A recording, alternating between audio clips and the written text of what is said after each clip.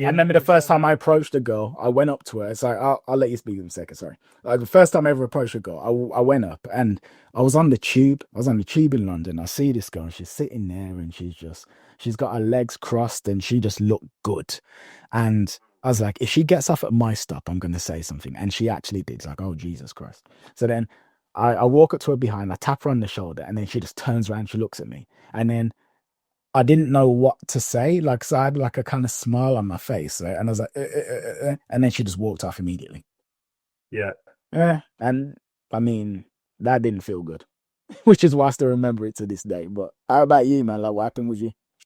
Well, I think one of my first proper approaches was in my local town, and it was a girl. It was a girl that I deemed to be absolutely stunning, Mm, and she was walking along in the bar, kind of the center of attention, and I plucked up the courage to just say hello. mm, You know, that I think that was my opener, hello, and mm. she's like, "Yeah, right," and walked off. Yeah, so that was like a actually later I ended up being dating that girl, but that was a heart sinker. But that was my because I found out about this dating advice and this cold approach, and the fact that you can transform and the leg changes the way you're behaving to create more attraction. So I found the David D'Angelo stuff, Mm. and I found that was my first insight into the fact that dating is a skill and that you can improve. So I just started going out more, going out with my friends, and just putting myself out there. But it's touch and go. It was very low food. You know, I didn't know what I was doing. I didn't know how to hold the conversation over putting myself out there more and tried to emulate what I saw my friends with the naturals doing. So it was very rocky. But yeah, like that was my first couple of approaches were just exactly the same sort of thing. Disinterest, not even getting a reply, walking away. And yeah, I just didn't know how to navigate that. I was still fixing in my head, like, how am I ever going to be able to get this? Is there something wrong with me? Fortunately, it worked out. But yeah, it was some uncomfortable experiences that I had to go through to start learning this stuff. Do you remember a moment when you realized it was starting to work or that there was actually validity to this? Because like most guys, it's you know, you discover all of this stuff and you start watching content and maybe you're too afraid to put it into practice or maybe you try things and it doesn't kind of work for you. But then if you keep going, there's a moment where it's like, oh, okay, there's actually something here. Now, what was that for you? It was the same girl who said, "Yeah, right," who ended up agreeing to meet me. You know, because if you think about that, that's a big realization in itself. Because if you approach it, if I said hello to a girl and she says, "Yeah, right," you know, as if not interested, the way that you're perceiving that is like you're not attractive, or she doesn't find you attractive, she's not interested, and then all of a sudden, because I was persistent, and there was so much desire there to meet her or to date her or to take her home. I went to the end, I tried to the end. And then the girl ended up giving me a number and agreeing to meet you for a date. So that was like a real, and like she was one of the most stunning girls. He was the hottest girl that I've ever been with at that point in time. And I was like, fucking hell, like, a girl that hot was only what, 20, 21, 22. I was like, wow, a girl that hot, like meeting me for a day, and it ended up going all the way. So that was mind blowing to me because I was previously living in a paradigm that women don't find me attractive. I don't have the social skills.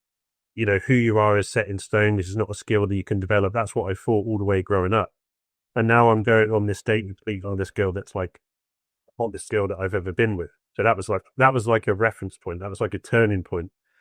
That gave me a little bit of confidence, a little bit of validation, motivation to lift myself out there more because I realized, I can look at a girl and every part of my mind is telling me that she's not going to like me. That a girl like that is too good for me. I end up sleeping with her. So then I got validated a little bit. I was like, fuck no, maybe I can do this. Then I put myself out there more, getting more phone numbers, getting more dates, taking girls home from the local town. And that kind of momentum after the bill, then I meet that this is a skill, that this is something that I can improve at, and that I am attracted to women. That started to grow. Kind of as a natural. I didn't have like a method, but I started to get those reference points because my confidence was growing. And I was putting myself out there more. And that big reference point at the beginning, that was like the turning point. Yeah. Um, something I did, it's like 10 years ago now. Yeah, it was 10 years ago. I did a challenge called 100 Women in 50 Days, which was me. Yeah, it was a deliberately salacious title. But trust me, back then I did not have the ability to do 100 women in 50 days. But effectively, I approached 2 women per day, essentially. And I documented it as well. So I posted it on Instagram, YouTube, Facebook, wherever. And it was totally nerve-wracking. But the more and more I did it, the easier it became. And it was like at first approaching 2 women, well, approaching 1 woman was like horrendous. But by the end, I was approaching groups of 3 and 4 and things like that. It became really easy. And then the moment when I was like, oh crap, like something, I'm really changing as a result of this. I remember I was walking with a mate and we're walking along. We're in London. I think we're in Aldgate. And we're just walking, we're chatting, and I'm chatting to him, and I'm chatting to him, and I'm chatting to him. Then there's a girl, slightly muscular fitness girl, walking towards.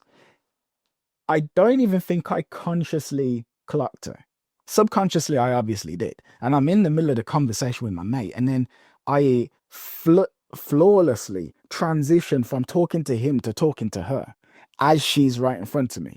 And she was like, whoa, that was really smooth. Like, props for that. I ended up taking her on.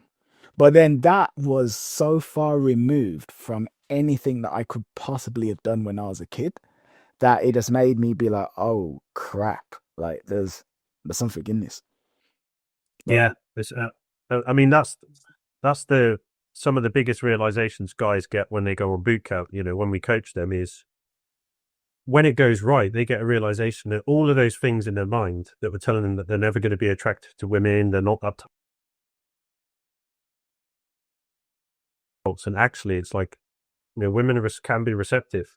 Women do want to meet guys, and when it clicks, that one experience there can put you on a trajectory where you're in motion, or in the momentum, and it's like, I think what happens there is it just blows your belief system that you can't attract women.